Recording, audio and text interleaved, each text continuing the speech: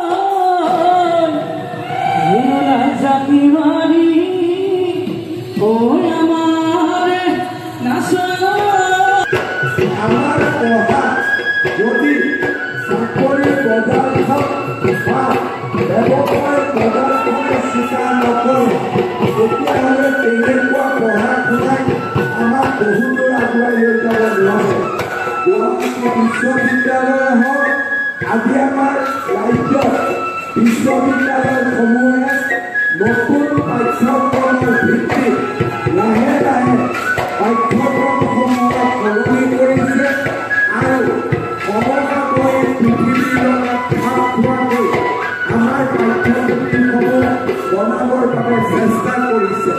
মই আশা কৰোঁ বৰদলৈ ইউনিভাৰ্চিটিয়েও নিজৰ পাঠ্যপুথিসমূহ সমসাময়িক পৃথিৱীখনৰ লগত প্ৰয়োজনীয়তা হিচাপে নিৰ্মাণ কৰিব গঢ়ি তুলিব।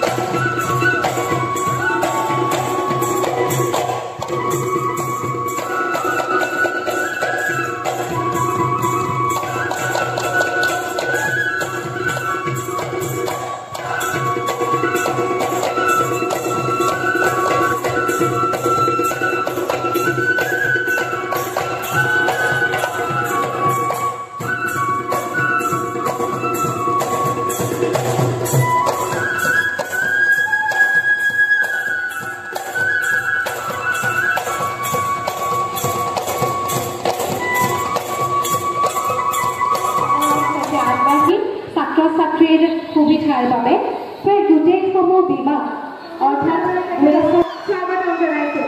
আৰু আনফালে মই জাতীয় সংগীত সাজু কৰিবলৈ আমাৰ শব্দকৰ্মীসকলক অনুৰোধ জনাইছোঁ।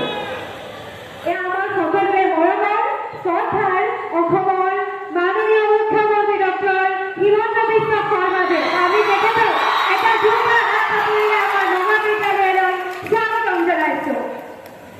আমি তেখেতক আসন গ্ৰহণ কৰিবলৈ বিনম্ৰতাৰে অনুৰোধ জনাইছোঁ। আৰু ইতিমধ্যে আমাৰ মুখ্যমন্ত্ৰী উপস্থিত হৈছেহি বিজেপিৰ ৰাজ্যিক সভাপতি তথা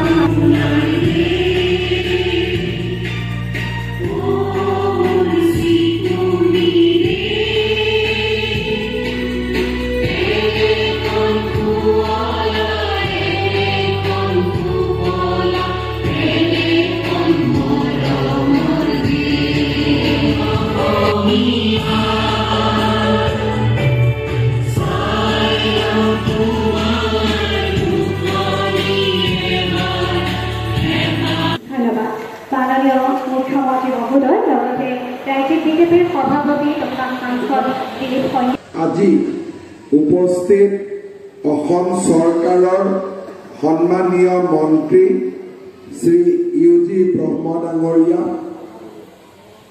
সন্মানীয় বিধায়ক শ্ৰী ভৱেশ কলিতা ডাঙৰীয়া, অসম প্ৰদেশ ভাৰতীয় জনতা পাৰ্টীৰ সভাপতি তথা দৰং ওদালগুৰি লোকসভা সমষ্টিৰ সন্মানীয় সাংসদ শ্ৰী দিলীপ শইকীয়া ডাঙৰীয়া মই আমাৰ ছাত্ৰ ছাত্ৰীসকলক দুটা তিনিটা কথা উল্লেখ কৰিব খুজিছোঁ।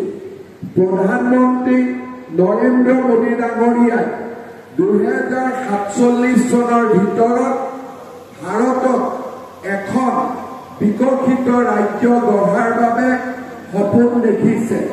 আৰ্টছ পঢ়ক, কমাৰ্চ পঢ়ক, বিজ্ঞান পঢ়ক, আমি টেকনলজিৰ লগত পৰিচয় আমাৰ থাকিব লাগিব আৰু আধুনিক প্ৰযুক্তিৰ ওপৰত লগত যদি আমাৰ সম্পৰ্ক নাথাকে, আমি যি কিতাপত পঢ়িম তাৰ বহুত ভেলু আমি অনাগত দিনত আমাৰ কৰ্মক্ষেত্ৰত আমি বিচাৰি নাপাবও পাৰোঁ। সেইকাৰণে মই আমাৰ মহাবিদ্যালয়সমূহ মুখ্যমন্ত্ৰী মহোদয়লৈ আমি ধন্যবাদ জনাইছোঁ। তেখেতৰ পৃষ্ঠপোষকতাত গুৰেশ্বৰৰ লগতে গুৰেশ্বৰ মহাবিদ্যালয়ৰ সৰ্বাংগীন উন্নতি যে হ'ব সেয়া আমি